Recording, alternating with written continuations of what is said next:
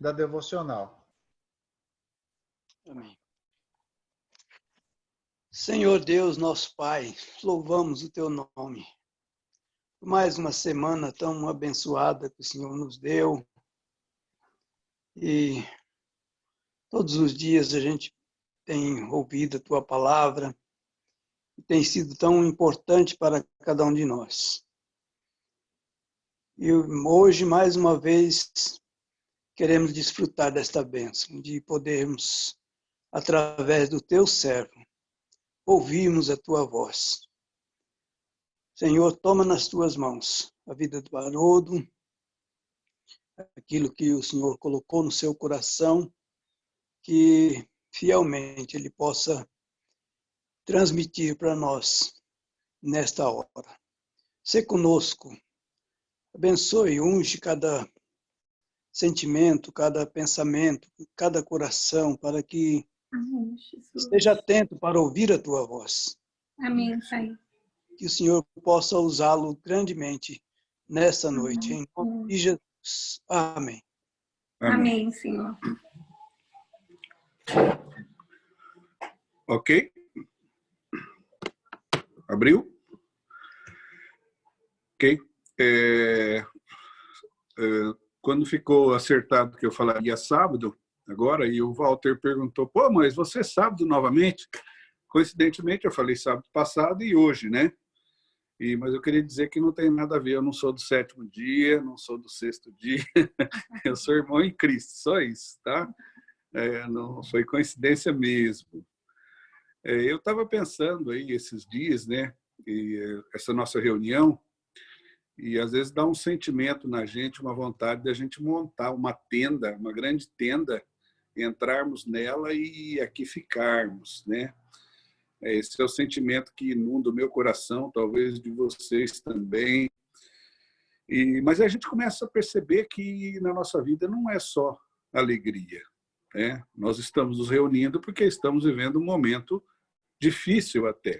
Se não for isso, hoje, desse horário, eu estaria fora, passeando, saindo com a minha esposa, indo para algum lugar, e a gente está aí reunido. E tanto a fala do Ailton, né, quando ele falou a respeito de trigo e de joio, que é alguma coisa que nos entristece, sabermos que a vida é assim, né? E a própria fala também do Walter, falando do pastor que sofre dores de parto até que Cristo seja gerado, isso me levou a pensar a respeito das nossas angústias, das angústias que nós temos vivido nesses últimos dias. Eu tenho encontrado gente com medo, com muito medo, gente angustiada, gente desesperançada, gente pensando o que será o mundo pós-Covid e aí por diante. E eu, então, me voltei para o Salmo 120, que fala exatamente a respeito disso. O Salmo diz que eu clamo ao Senhor na minha angústia e Ele me responde. O Senhor me livra dos lábios mentirosos e da língua traiçoeira. O que Ele lhe dará? Como lhe retribuirá a língua enganadora?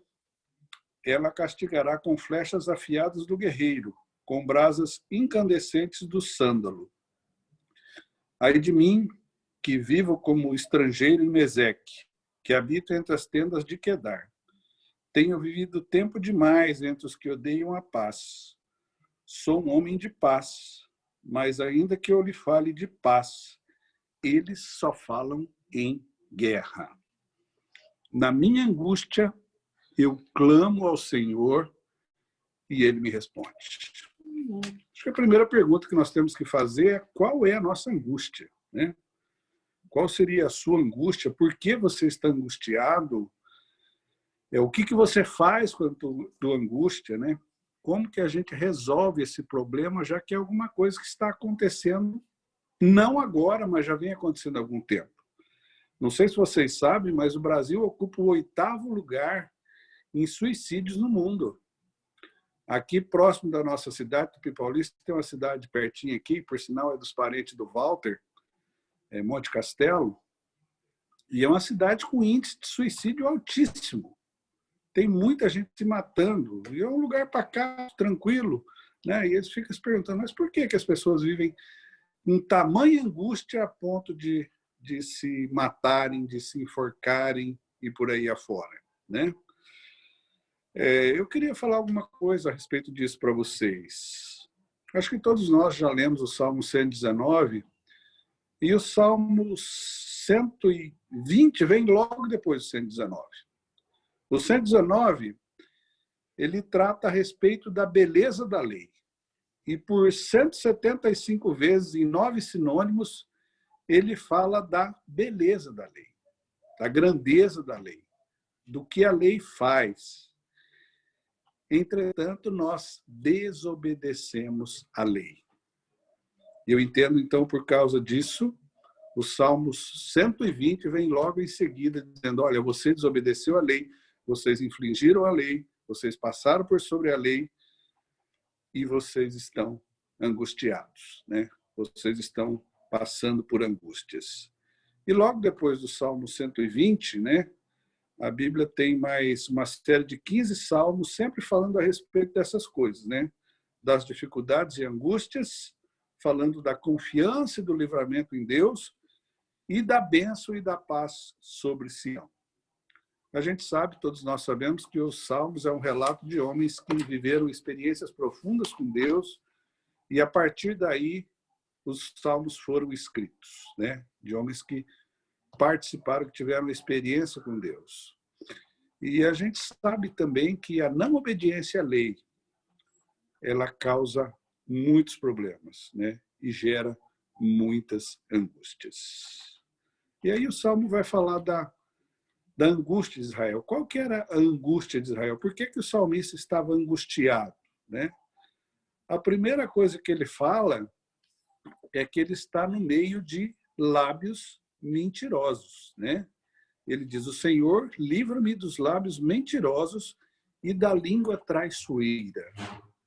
Lábios mentirosos geram acusações, culpas e descontroles.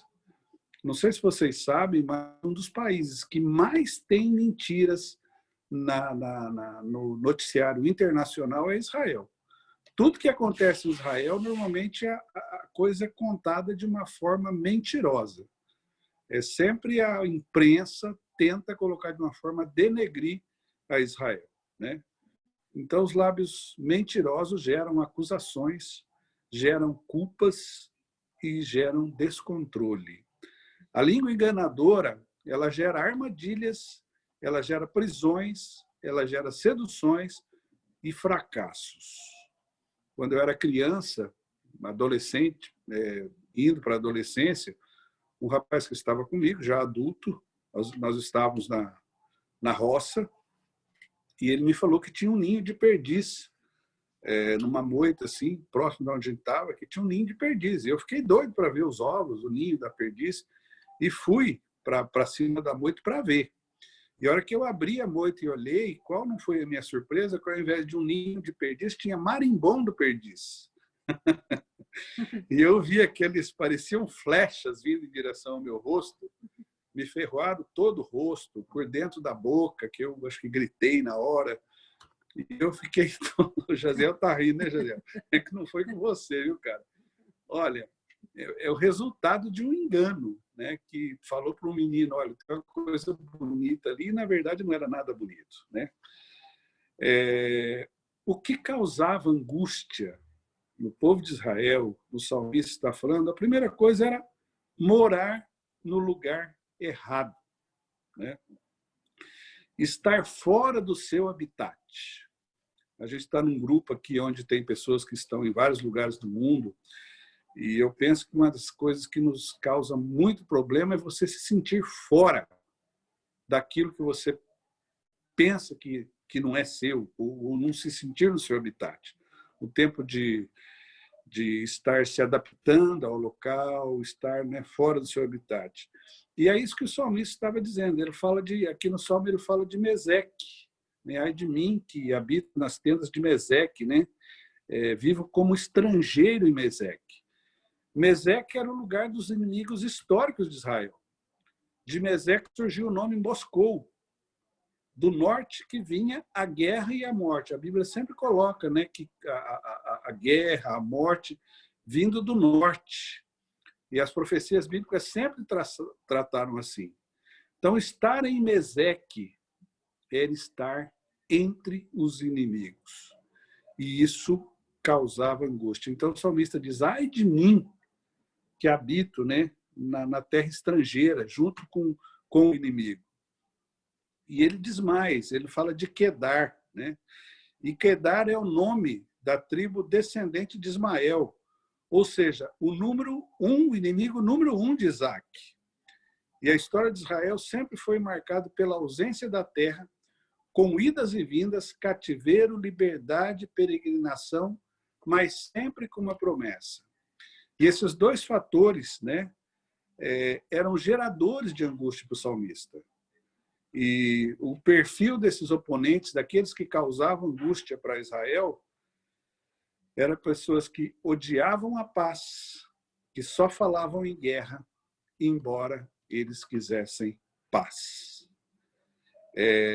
Eu me lembro que em 95 eu fui para Israel. Israel, naquela época, estava cedendo vários territórios. E, em dado momento, o nosso guia disse, olha, o Israel tem cedido terras em troco da paz. Ele está cedendo, e eles foram cedendo até não ter praticamente mais o que ceder para buscar a paz. Entretanto, estavam entre mentirosos, entre enganadores, e isso causava muita angústia, né? Qual é a razão da nossa angústia, né? O que te faz ficar angustiado? Eu penso que é a mesma coisa. A primeira delas é a mentira, o engano, né? O estar no lugar errado, estar com gente que gosta de confusão, gente que gosta de briga, né? Isso nos traz problemas. Nós estamos vivendo momentos de mentiras. Eu não sei qual que é a opinião de vocês, mas eu leio os noticiários, eu não sei em quem acreditar. Eu não sei quando o poder político está falando mentindo, quando o poder econômico está falando mentindo, quando o poder por poder está falando está mentindo, e eu não sei mais em quem acreditar, né? Isso começa a gerar angústia na gente. A minha filha é uma pessoa esclarecida, é uma doutora, tal. Agora ela está em casa, ela tem que escutar o velho aqui, né? E hoje a gente estava brigando, tal, e ela falando, eu falei, filha, eu já tive as ideias que você tem, mas eu já acreditei até no Lula. Você vê com a minha situação, eu já acreditei em Lula. E hoje eu sou um senhor que tem coisas que eu não acredito mais. Mas essa mentira toda vem trazendo preocupação para a gente, né? A nossa preocupação com o nosso bem-estar, com como vamos viver amanhã, se vamos poder viver amanhã, se vamos ter os nossos bens, nossa casa, nosso carro, as nossas prestações que nós temos que pagar, né? O encontro da família em casa. Minha esposa, ela é toda romântica, né? Então ela sempre fala, mas que bom que está sendo a quarentena para estar todos juntos em casa. E eu tenho dito para ela, olha, isso pode ser muito bom, mas pode ser uma tragédia. Há lares onde a tragédia está instalada pelo simples fato de estarem juntos, onde marido e mulher nunca ficaram juntos e agora estão tendo que ficar, e o pau está quebrando. Então, o que pode ser muito bom para uma família, para outra pode ser polícia na porta de casa, né? Então, essa necessidade, as pessoas isoladas, sozinhas. Eu conversei essa semana com o pai e ele disse, meu filho está há 45 dias dentro de um apartamento, uma kitnet em Moema, ele não pôs o pé para fora faz 45 dias, está sozinho e está lá. Eu falei, mas por que ele não vem para cá e fica aqui na sua casa? Se ele não está trabalhando, não está fazendo nada. Eu falei, porque ele tem medo de pegar o avião ou pegar o ônibus e não dá. Eu falei, e por que você não busca seu filho então? Ele disse, faz 1 ano e meio que eu não falo com meu filho. Aí, a hora que ele falou aquilo, me cortou o coração, né? E no outro dia, em seguida, me chega um pai e diz, o meu filho está na Inglaterra, foi para lá, a minha nora foi, a minha neta foi, eu estou conseguindo falar com a minha neta e ela responde sim ou não, porque faz mais de ano que meu filho não fala comigo. fatos geradores de angústia. Um filho que está em outro país, que o pai não sabe como está, o filho se nega a conversar com o pai, se nega a conversar com a mãe, e essa necessidade de companhia, de apreço, de companheirismo, de se sentir família, nos traz angústia, né? A gente está numa sala de dinos e a gente brinca muito, né? Chamando um outro de velho, mas há momentos em que a gente percebe que realmente o rigor da juventude se foi, né? Esses dias, não sei se foi o Jaziel que perguntou para as mulheres como é que elas se sentem, sabendo já que não são mais tão atraentes. Isso gera angústia nas mulheres também, né? Os homens não ligam muito para isso não, né? A gente nasceu feio, continua feio e vai feio por aí afora, mas para as mulheres isso gera angústia, né? O inconformismo com os fracassos, né? Com os projetos que a gente tem, que tinha, que estão sendo frustrados, né? Eu, na minha área profissional, por exemplo, eu estava aguardando o mês de março, porque o mês de março meus negócios voltam. E eles voltaram com tudo o mês de março. Foi uma benção. O dia 1º já começou quente, tudo movimentando novamente, as usinas aqui da região trabalhando, as escolas trabalhando, indo todo mundo para a escola, todo mundo trabalhando. Foi até o dia 20. Dia 20 acabou tudo e caiu tudo. E a gente fica angustiado porque você tinha um projeto e o projeto furou, né? E sem falar, né, meus irmãos, na doença. Esse corona que está por aí, né? Na minha cidade, que até a semana passada não tinha caso nenhum, uma cidade pequena, hoje está com 17 casos, está sendo mencionada como uma cidade da região com mais problemas, né? Isso nos traz angústias, né? As nossas limitações todas, e especialmente a culpa, né? O Ailton falou um pouco sobre culpa, e os psicólogos em geral falam a respeito disso, né? A culpa campeã das angústias, né? Alguém que tem culpa, esse dia eu conversei com uma pessoa e ela me disse, eu deito, às vezes pego no sono, quando eu acordo, eu deito dormindo na culpa e levanto pensando na culpa. Isso gera culpa, isso gera angústia. E o principal angústia que nós podemos ter é nos afastarmos de Deus e entristecermos o Espírito Santo. O salmista diz, na minha angústia eu clamei ao Senhor. Nós dizemos assim, na minha angústia eu tomei Rivotril, eu tomei fluoxetina, sertralina, amitriptilina. A minha esposa, que está do meu lado, ela conhece todos esses nomes. Ela que me ensinou esses nomes, porque eu não tomo essas porcaria, não. Mas ela, de vez em quando, chega uma amiga e dá uma receitinha, né? Não... Fica quieto, Jaziel, fica quieto. Mas na minha angústia eu clamei ao Senhor, eu não fui atrás dos remédios, né? Na minha angústia eu procurei me distrair, eu procurei quieta, Tis, quieta. Eu procurei me distrair, eu procurei me afundar, né? Foi feita uma pesquisa aí no Rio Tamisa, lá em Londres, né? Uma do que mais tem naquela água são esses remédios, né? Que a pessoa toma, vai ao banheiro e depois ele dá descarga e vai para o rio. E uma das substâncias que mais tem no Rio Tamisa é exatamente os componentes desses remédios, porque certamente eles vivem angustiados, né? Na minha angústia, eu clamei ao Senhor e Ele me ouviu, né? Talvez você nem saiba a razão da sua angústia. Há momentos em que nós não sabemos, só sabemos que estamos angustiados. Talvez seja tantos desacertos que nós temos que nós já nos perdemos em saber e identificar as nossas angústias. A angústia pode ser o resultado de uma pressão, né? Mas ouvir o Senhor é o resultado de uma intimidade com Deus. Se nós temos pressão por um lado, nós temos intimidade com Deus, que nos faz viver assim, né? A angústia é própria de seres confusos como nós. mas é próprio do Senhor nos acolher o nosso clamor na abertura do nosso coração. Na minha angústia, eu clamo ao Senhor.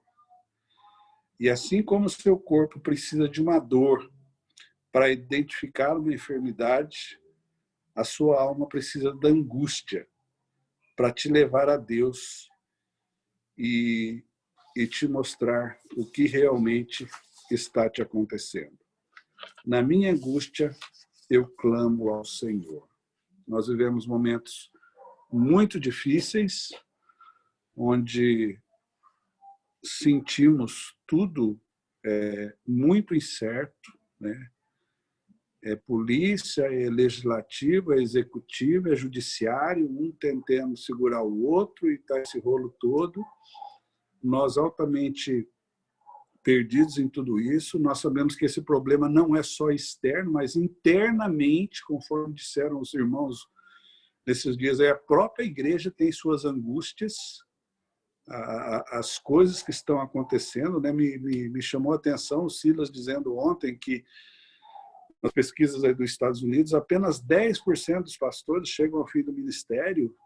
Isso é um motivo de uma angústia terrível para nós. O que será o futuro da nossa igreja? Mas na minha angústia, o salmista diz, eu clamo ao Senhor, embora eu esteja morando com o inimigo, eu esteja no lugar errado, embora eu esteja sendo pressionado, estão mentindo, estão falando tudo, mas na minha angústia eu clamo ao Senhor e Ele me ouve. Que essa possa ser a nossa verdade nesta noite. Que estejamos certos de que Deus nos ouvirá. Angústia todos nós estamos tendo. Talvez até por isso que há esse sentimento de nos unirmos tanto, de estarmos juntos. Deus tem usado a nossa angústia para nos trazer de volta, de nos colocarmos uns diante dos outros, abrirmos nosso coração e isso aliviar as nossas angústias e podermos estarmos juntos, orando uns pelos outros, seguindo os conselhos do apóstolo Paulo, onde ele diz sempre de uns aos outros, uns aos outros, uns aos outros. É dessa forma que nós vamos superar e vamos cuidar da nossa angústia. Muito obrigado a todos, que Deus os abençoe e possa nos trazer dias melhores, dias de alegria, já que a gente sabe que o choro pode durar uma noite, mas amanhã a alegria vem. Amém. Amém, meus irmãos? Amém. Haroldo, termina com uma oração. Sim. Pai querido, nós te louvamos, Senhor, porque temos o Senhor. Graças, porque diferente de muita gente que a gente encontra por aí, que está desesperado, está desconsolado, está desorientado, nós temos ao Senhor. Graças. E além do Senhor, o Senhor nos deu irmãos. Amém. Deu pessoas que são presentes teus. Amém. Pessoas que choram conosco, que caminham conosco e que estão ao nosso lado, que nos ensinam. Por isso, ó Pai, nós estamos, apesar de angustiados, estamos alegres. Amém. Porque o Senhor tem cuidado de nós. Amém. Porque o Senhor tem mantido a nossa vida, o Senhor tem mantido o que nós somos, o Senhor tem mantido a esperança em nós. Graças. Sabemos que o Senhor é a razão da nossa esperança. Amém, Pai. Abençoe a cada um que está aqui nesse grupo à noite. Amém, Senhor. Cada um que tem as suas angústias, os seus medos, suas inseguranças. O Pai esteja cuidando de cada um. Amém, Pai. Que essa angústia sirva como um alento, ó Pai, para te buscar intensamente, cada dia mais. Que a intimidade com o Senhor traga de volta a normalidade. Abençoe a cada um aqui que Amém, se encontra nesta reunião e aqueles que, por acaso, não puderam estar nessa noite, esteja abençoando. Amém. Obrigado pela vida de cada um. Nós oramos em nome de Jesus. Amém. Amém.